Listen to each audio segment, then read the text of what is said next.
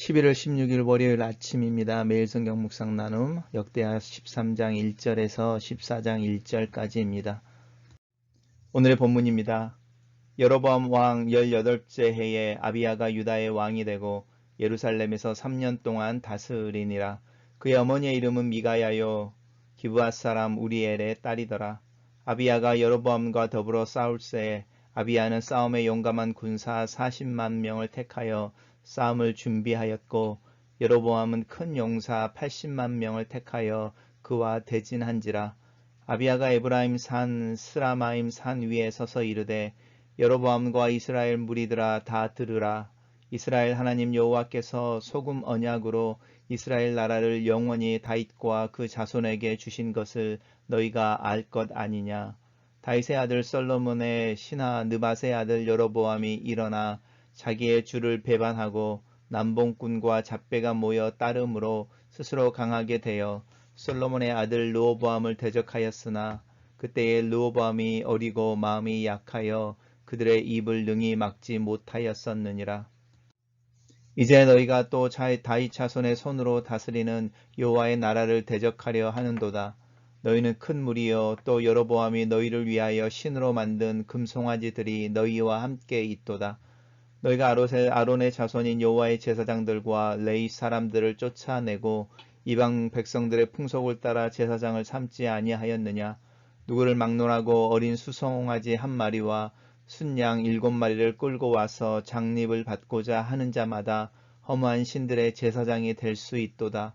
우리에게는 여호와께서 우리 하나님이 되시니 우리가 그를 배반하지 아니하였고 여호와를 섬기는 제사장들이 있으니 아론의 자손이요 또 레위 사람들이 수종들어 매일 아침 저녁으로 여호와 앞에 번제를 드리며 분향하며 또 깨끗한 상에 진설병을 넣고 또 금 등잔대가 있어 그 등에 저녁마다 불을 켜나니 우리는 우리 하나님 여호와의 계명을 지키나 너희는 그를 배반하였느니라.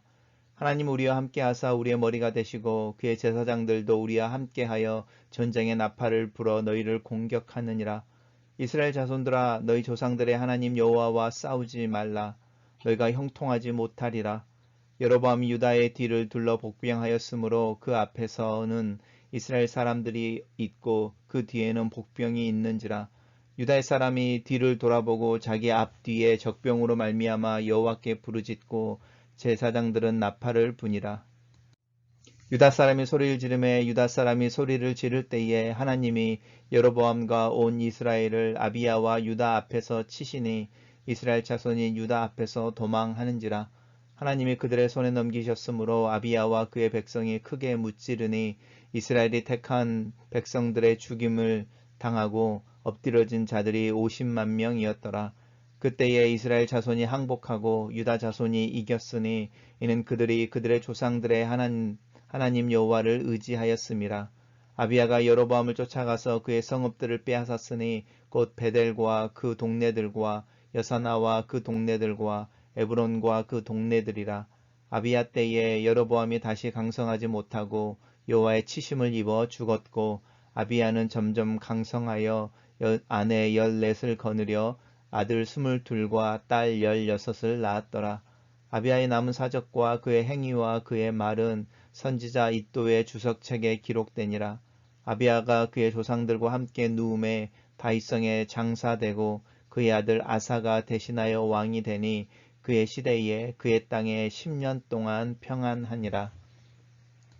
오늘의 본문은 세 개의 단락으로 나뉘어져 있습니다. 르호보암의 아들로서 르호보암을 대신하여 왕위를 물려받은 아비야의 삶에 대해서 또 통치의 핵심 부분에 대한 이야기를 하고 있습니다. 첫 번째 단락입니다. 첫 번째 단락은 아비야가 왕이 되던 유다의 왕이 되던 시대를 여로보암이 18년째 통치하던 해로 기록하고 있습니다. 유다의 왕인데 그 왕의 연대기를 북이스라엘의 왕인 여로보암과 연결해서 설명하고 있는 이유는 아마 이 아비야의 어떤 통치의 3년 기간 동안에 가장 핵심적인 사건이 여로보암과의 전쟁이었고 그 전쟁에서 승리여서 아마 그런 것 같습니다. 이 아비야가 다스리는 기간은 3년이어서 사실은 짧은 기간 동안 다스렸고 그의 어머니가 미가야라고 이야기를 하고 있는데 이 미가야는 우리 어제 봤던 본문에서 우리가 잘 알고 있는 다윗의 아들, 가장 잘생겼다고 말하는 압살론의 딸로 설명되어지고 있습니다. 하지만 직접적인 압살론의 딸이라기보다는 압살론의 딸은 다말이었는데 압살론이 이제 배반을 일으키고 다윗을 대신해서 대항하여 배반을 일으키고 죽게 되지만 압살론의 딸은 결혼을 하게 됩니다. 결혼하게 될 때 이 결혼을 한 남편이 이 우리엘입니다. 그리고 이 우리엘과 압살론의 딸인 다말 사이에서 태어난 또 다른 이렇게 딸이죠. 딸이 이제 미가야이고 이 미가야가 르호보암의 아내가 되고 르호보암의 가장 큰 사랑을 받게 되고 그 결과로 아비야가 유다의 왕이 되어서 르호보암의 뒤를 잇게 됩니다. 단락을 요약해 보겠습니다. 저는 이 단락을 여로보암 18년에 아비야가 유대의 왕이 되어 3년 동안 다스렸다라고 정리했습니다. 두 번째 단락입니다. 두 번째 단락은 이제 이 아비야의 3년의 통치 중에 가장 극적인 또 가장 중요한 사건을 기록하고 있는데 그것이 바로 여로보암과 더불어 싸울세라고 말하는 전쟁입니다. 아비야의 전쟁에는 40만 명의 군사들이 모아지고요. 우리 르호보암이 여로보암을 치려고 할 때 모았던 군사가 18만 명이었던 것에 비교해 본다면 그 사이에 군대의 숫자가 많이 는 부분들을 볼 수 있고 그 부분은 아마 르호보암이 군대를 또 군사적인 방어를 위해서 많은 군사력을 증강했던 부분의 결과일 수도 있습니다. 하지만 여로보암이 준비한 용사의 숫자를 보면 80만 명입니다. 40만 명 대 80만 명의 차이인데 그럴 수밖에 없는 것이 여로보암은 12부족 중에 10개의 부족으로 구성된 북이스라엘, 그래서 이 역대하에서 온 이스라엘이라고 부를 만큼 대부분 대다수의 인구를 또 군사들을 가지고 있는 부분들을 보면 당연한 결과일지도 모르겠습니다. 그래서 40만 명 대 80만 명으로 전쟁을 하게 되는데 먼저 이제 아비야가 에브라임 산 중에 스마라임 산이라고 하는 곳에 서서 이제 여로보암과 군대들을 향해서 이제 외치는 어떤 연설 같은 아니면 이제 그들의 사기를 떨어뜨리기 위한 어떤 선언과 같은 부분으로 시작합니다. 그러면서 이야기하기를 너희들은 다 들으라 라고 말하면서 이스라엘 하나님께서 소금 언약으로 이스라엘의 나라를 영원히 다윗과 그 자손에게 주기로 했던 것을 너희가 알지 않느냐라고 다윗과 하나님과의 언약을 상기시키고 있습니다. 여기서 흥미롭게 나오는 단어가 바로 이 소금 언약이라는 단어입니다.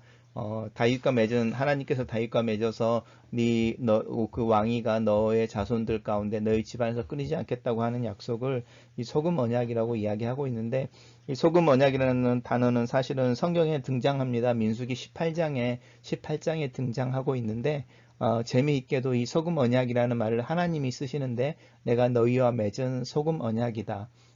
근데 이 너희라고 하는 대상은 아론입니다. 아론과 레위 지파와 연결해서 너희들은 특별히 내가 구별해서 내 것으로 쓰며 내 장막에서 나를 섬기는 일을 하게 될 것이고 그 섬기는 일을 통해서 내가 너희들을 보호하고 너희들을 먹고 살게 해주겠다라고 말하는 그리고 제사장의 반열이라고 하는 부분이 아론의 후손 속에 또 레위 지파 속에 있을 거다라고 말하는 내용이 바로 이 소금 언약입니다. 그래서 단순히 소금이 이제 당시 귀한 것이었고 또 썩지 않게 하는 것이고 그래서 소금 언약이라는 말이 사실은 영원한 언약, 하나님이 맺으신 영원한 약속이라는 의미도 가지고 있지만 또 하나는 무엇이냐면 레위 지파와 제사장들을 향해서 아론의 후손들을 향해서 하고 있는 언약이라는 부분을 기억하실 필요가 있습니다. 그러면은 단순히 그냥 다윗과 다윗 자손에게 주신 언약이라고 말하기보다는 그렇게 주실 때 그 언약의 받침에 밑바닥에 세워져 있는 금반 토대가 있는데 그 토대는 무엇이냐면 예루살렘에 너가 세우고 싶었던 짓고 싶었던 내 집을 짓는 것을 허락했으니까 네가 짓고 싶었던 그 집을 내가 짓도록 허락하고 거기에 있기로 내가 그 집을 내 집으로 삼기로 약속을 했으니까 네가 그 집에 와서 예배하고 나를 섬기는 그 약속을 지켜야 되는 것이고 그 약속을 지켜내는 행위 속에 레위인과 제사장들의 역할이 가장 중요한 역할로 들어가 있는 부분을 보면 그러니까 결국은 다윗 자손들의 왕위가 영원할 거다라고 이야기하는 그 언약이 소금 언약인 이유는 그 언약이 하나님의 전에서 하나님을 예배하고 그 전을 향하여 하나님께 기도하는 그 예배의 행위에 근거하고 있다고 말할 때 이 소금 언약이라는 표현이 사실은 맞는 표현인 겁니다. 우리가 예수 그리스도 안에서 가지고 있는 언약도 그런 의미에서 소금 언약일 수 있죠. 우리가 예수 그리스도 안에서 하나님을 찬양하고 하나님의 백성으로 하나님을 예배하는 자로 서기로 하는 그 부분이 이 소금 언약일 수 있습니다. 근데 그러면서 이제 이야기하면서 그 다음에 이제 여로보암에 대한 이야기를 하는데, 이제 여로보암이 북이스라엘 왕국을 분리해서 나가게 되는 부분에 대한 이야기를 하는데, 이 부분은 분명히 악의적이고 또 굉장히 정치적이고 수사학적인 표현이죠. 그래서 그 남봉꾼과 잡배가 모여서 스스로 강하게 되어 솔로몬의 아들 르호보암을 대적했다라고 여로보암을 비난하는 것은 우리가 볼 때에 이제 분명하게 정치적인 수사들이고 수사적이고 또 여로보암을 이제 비난하고 깎아내리는 의도인 것을 기억하면 좋겠습니다. 우리가 성경을 읽을 때에 성경에 나와 있는 모든 부분들이 사실이 아니고 이제 좀 표현이 좀 있지만, 우리가 이렇게 성경 안에서 하나님 우리에게 주시려고 하시는 어떤 중요한 메시지가 있을 때에 그 메시지를 좀 정확하게 분별해내는 부분에 대한 훈련이 필요합니다. 그래서 우리가 이 본문을 읽고 여로보암이 정말로 이 남봉꾼이고 잡배가 모여서 따르고 그래서 교만해져서 반란을 일으켜서 열 부족을 데리고 북이스라엘을 만들었다고 생각하면 안 되죠. 우리가 계속 묵상해 오는 것 속에서 이 사람들이 르호보암의 어떤 그 대답에 화를 내서 우리가 다윗과 무슨 상관이 있느냐, 다윗아 너는 너희 집으로 돌아가라, 이렇게 말하는 그 굉장한 실망에 대한 토로가 있었던 거 우리 기억하시죠? 그런 부분들을 기억하면 좋겠습니다. 그런데 이제 너희가 다윗 자손으로 섬기는 여호와의 나라를 대적하려고 하는도다라고 말하면서 이제 다시 이 언약의 문제와 또 이렇게 하나님에 대한 이야기로 돌아올 때 이제 다시 이야기를 하고 있는 부분이 있습니다. 그러면서 왜 다윗의 자손으로 다스리는 여호와의 나라인지에 대해서 이제 설명을 해내는 거죠. 왜냐하면 너희들은 여로보암을 중심으로 한 북이스라엘 너희들은 신으로 만든 송아지, 금송아지를 예배했고 숭배했고 하나님의 이 소금의 언약의 대상이고 근반이었던 아론의 자손인 여호와의 제사장들과 레위 사람들을 쫓아내고 이방 풍속들을 따라서 제사장을 삼고 또 이 수송아지 한 마리와 순양 7마리만 가지고 오면 누구든지 제사장으로 세우는 종교적으로 하나님으로부터 멀리 되어져 있어서 너희들은 하나님과 상관이 없는 나라이지 않느냐, 이렇게 이야기하고 있는 부분은 현명한 판단이죠. 그러면서 이제 우리에게는 말하면서 우리에게는 여호와께서 우리 하나님이 되신다라고 말하고, 우리는 그를 배반하지 않았고 우리에게는 제사장들과 아론의 자손인 제사장들과 레위 사람들이 있어서 하나님 앞에 번제를 드리고 분향하고 진설병을 놓고 금진당대가 있어서 이렇게 이 불을 킨다고 하는 부분을 한번 생각해 보십시오. 이 부분이 솔로몬이 하나님의 전을 짓고 낙성식을 할 때 했던 내용이지요. 그리고 그것을 내일 아침으로 지금까지 하고 있다라고 말하면서 우리는 여호와의 계명을 지키나 너희들은 그를 배반하였다라고 말하는 부분입니다. 그러니까 이제 이 역대기에서 이 여호와의 계명을 지킨다고 말하는 부분을 하나님 앞에서 예루살렘 성전을 중심으로 예배하는 모습에 연결시키고 있는 부분을 보셔야 합니다. 우리가 하나님의 계명이라고 말할 때 일반적으로 하나님을 사랑하는 것과 이웃을 사랑하는 것, 또 사회적으로 정의롭고 공의로운 삶에 대해서 이야기하고 있을 때에 그 정의롭고 공의로운 어떤 일반적인 사회적인 정의의 부분에 대한 이야기보다는 오늘 본문에서 또 역대하에서는 예배와 영적인 부분에 대해서 초점을 맞추고 있는 것을 우리가 기억하면서 역대하를 읽으시면 좋을 것 같습니다. 그래서 이제 이야기하는 거죠. 그러면서 이제 결론이 있는데 너희 조상들이 여호와 하나님과 싸우지 말라라고 말합니다. 그러니까 이제 이 이스라엘 자손들이죠. 북이스라엘 향해서 말하고 있는 거잖아요. 너희 조상들의 하나님이라는 거죠. 너희의 현재는 너희가 하나님을 배반하고 하나님부터 떠나 있지만 너희들 조금만 돌아봐라. 너희 조상들이 솔로몬 시대에 함께 모여서 하나님을 예배하고 하나님 앞에 약속하고 또 하나님을 예배하기로 섬겼던, 그리고 기쁨을 함께 누렸던 그것을 기억한다면 돌아와야 되고 회개해야 하며 이 싸움의 문제가 아닌 거죠. 이 부분에 대해서 정확하게 좀 기억하면 좋을 것 같습니다. 그런데 이제 그러고 여기까지 이제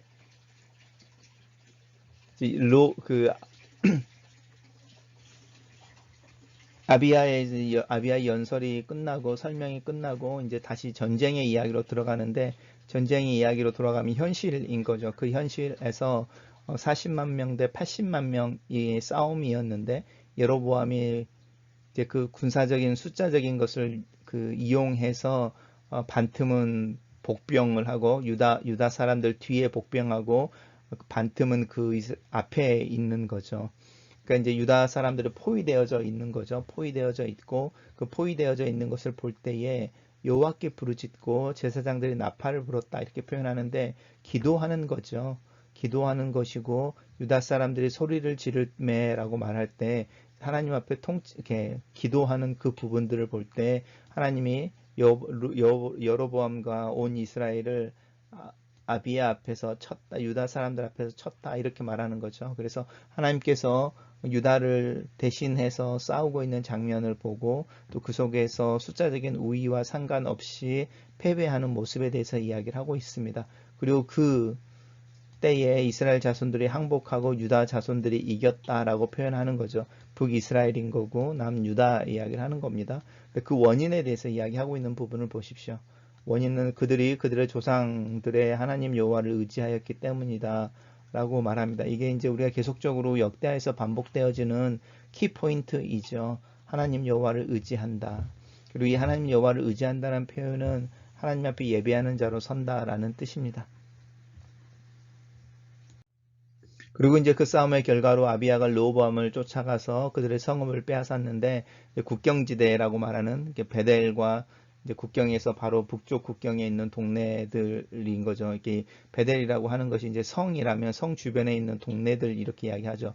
그래서 여사나라는 성과 그 동네들, 에브론이라는 성과 그 동네들 이렇게 그래서 이제 그러니까 북쪽 국경에 북이스라엘과 맺고 있는 그 국경의 중요한 도시들을 아비야가 뺏은 것을 이야기하고 이제 여로보암이 다시는 강성하지 못하고 하나님의 치심을 입어서 죽었다라고 말합니다. 그리고 이제 아비야가 정상 강성해졌다라고 말하는데 이 부분들을 잘 살펴보시면 좋을 것 같고요. 특별히 이 아비야의 이야기는 역대 열왕기 15장에 나타나 있습니다. 그래서 열왕기 15장과도 한번 읽어보셔서 역대기와 열왕기에서 이야기하고 있는 이 아비야의 어떤 그 통치에 대한 이야기를 좀 비교해 보시는 길을 권해드립니다. 단락을 요약해 보겠습니다. 저는 이 단락을 아비야가 여로보암과 전쟁할 때에 하나님께서 아비야와 유다를 도우셨다. 그 이유는 그들의 조상의 하나님 여호와를 의지했기 때문이다. 라고 요약했습니다. 그리고 이제 마지막으로 아비야의 남은 이제 죽음에 대한 이야기를 하고 있죠. 아비야의 남은 사적과 그의 행위, 그의 말은 이또의 주석책에 기록되어졌다라고 말합니다. 제가 계속 강조하지만 이 역대하나 열왕기라고 하는 부분이 우리가 가지고 있는 어떤 조선 왕조 실록처럼 어떤 이스라엘 역사를 그냥 이렇게 기술해낸 것이 아니고 역사를 재진술한다고 말하는데 중요한 요소들을 뽑아서 하나님의 이야기로 또 하나님과 하나님의 사람 백성들의 이야기로 우리들에게 전달해 주기 위해 이스라엘의 역사를 이렇게 서술하고 있다, 재진술하고 있는 것이 사무엘 열왕기이고 또 역대하라는 부분을 기억하시면 좋겠습니다. 그래서 이제 여기서는 아비야가 그들의 조상과 함께 누움에 다윗의 성에 장사되어지고 솔로몬을 표현할 때도 그 이야기를 했었고 또 르호보암의 죽음에서도 이 표현을 쓰는 겁니다. 그래서 유다 왕들의 죽음에 대해서 기본적인 서술이 표현이 자기 조상들과 함께 누움에 다윗의 성에 이렇게 장사되고라고 말하면서 그의 아들 아사가 대신하여 왕이 되고 아사의 시대에는 그의 땅에 10년 동안 평안했다라고 말하는데 이 아사의 통치에 대해서는 아마 우리 내일 본문을 살펴볼 수 있을 것 같습니다. 단락을 요약해 보겠습니다.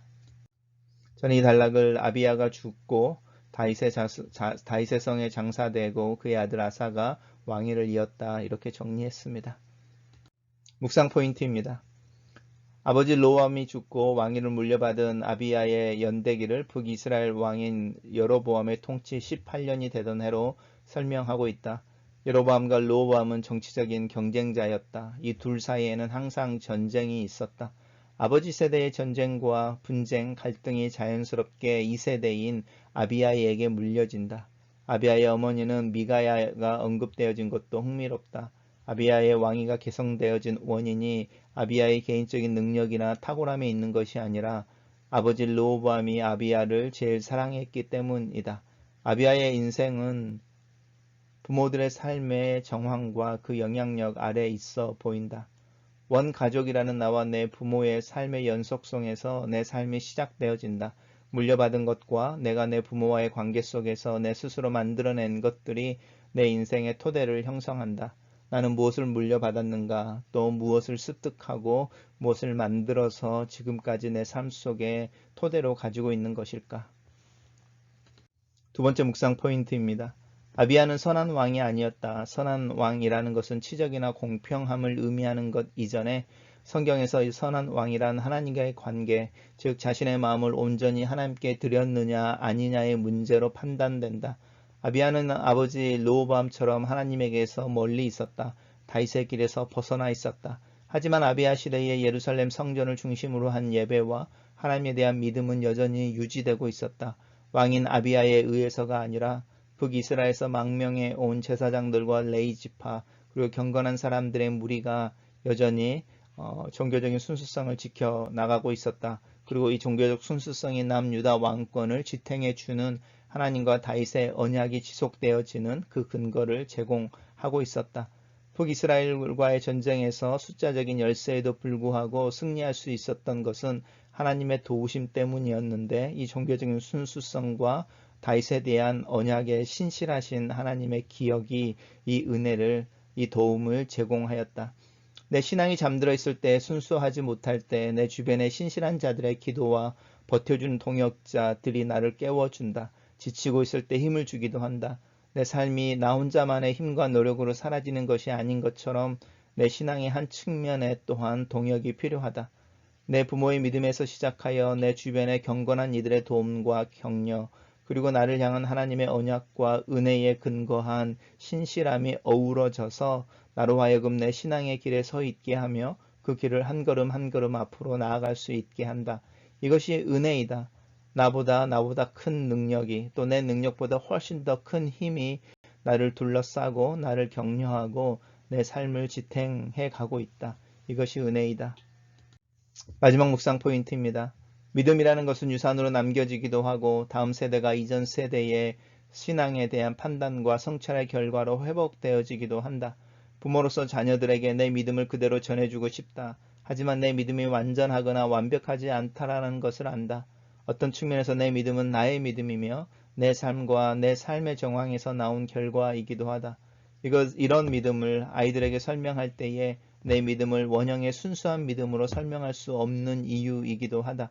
그래서 아이들에게 내 믿음을 이야기할 때 항상 기도하게 되는 것이 있다. 그것은 내 믿음을 그 아이들이 거울로 삼아 자신들의 믿음을 비춰볼 수 있게 해달라는 것이다. 그래서 물려받은 것과 고칠 것과 또 그들에게 맞는 새로운 것을 창출해내는 그 믿음 사이의 균형을 맞추는 것에 대한 기도이다. 꼭 믿음에만 적용되는 원리가 아니다. 일상의 삶 속에서 유산이라는 말을 통하여 내 아이들의 삶 속에 내 삶의 흔적이 그들의 삶의 기억으로 새겨질 때에 나보다 훨씬 더 나은 삶을 살길 원하는 부모의 마음에서 나오는 기도이며 또 지혜라고 생각된다. 내 아이들은 나를 본받으면서도 나보다 더 나은 부분이 있어야 하고 나와는 달리 그 자신들의 삶의 주체로서 하나님 앞에서 또 사람들 앞에서 책임 있는 자신들의만의 것을 만들어내고 살아내야 한다. 때로는 목사라는 아버지가 아이들이 보통 아이들이 되지 못하게 하고 타인들의 의식을 지나치게 의식하고 자신의 삶이 다른 아이들에게 또 다른 이들에게 노출되어져 있다는 부담감과 그런 느낌을 주는 것이 마음이 아플 때가 있다. 글로 쓰는 기도입니다. 예수 그리스도의 고난과 죽음 속에서 연약한 나를 보시옵소서. 예수 그리스도의 보혈의 능력 아래에 나를 내려놓습니다. 나를 위한 예수 그리스도의 사역을 기억하시옵소서. 주님 안에서 주님을 통하여 주님 때문에 나를 긍휼히 여기시고 은혜를 베푸시옵소서. 예수 그리스도 안에서 하나님의 약속이 이해가 되며 내 삶에서 이루어지는 것을 믿고 감사를 드립니다. 예수 그리스도 안에서 하나님을 아버지, 아빠라고 부를 수 있음을 감사합니다. 예수 그리스도의 이름으로 하나님께 기도하는 특권을 주신 것을 감사합니다. 그리스도 안에서 내게 주신 하나님의 말씀과 약속, 구원과 회복의 말씀을 기억하시옵소서. 오늘 아침에 이 은혜를 붙잡습니다. 이 언약 위에 오늘 하루 내 삶을 세웁니다. 신실하신 하나님께서 은혜와 사랑, 기쁨과 평안으로 오늘 하루 나와 동행해 주시기를 기도합니다. 내가 낙심하는 순간에 내 마음을 세워주시고 내가 화를 내거나 감정적인 반응을 보일 때에 인내와 용납하는 힘을 주시옵소서. 오늘 하루의 내 삶이 내가 하나님께 드리는 예배이며 그 삶의 현장이 예배의 현장인 것을 고백합니다. 오늘 하루를 통해 영광을 받으시옵소서. 내 기도를 통해 또 잠깐이지만 하나님의 이름을 부르는 내 입을 통해 하나님을 바라보며 하나님을 인식하고 의식하는 내 의식을 통해 하나님 신실함으로 오셔서 내 힘이 되시고 기쁨과 평안으로 함께하여 주시옵소서. 예수님 이름으로 기도합니다. 아멘.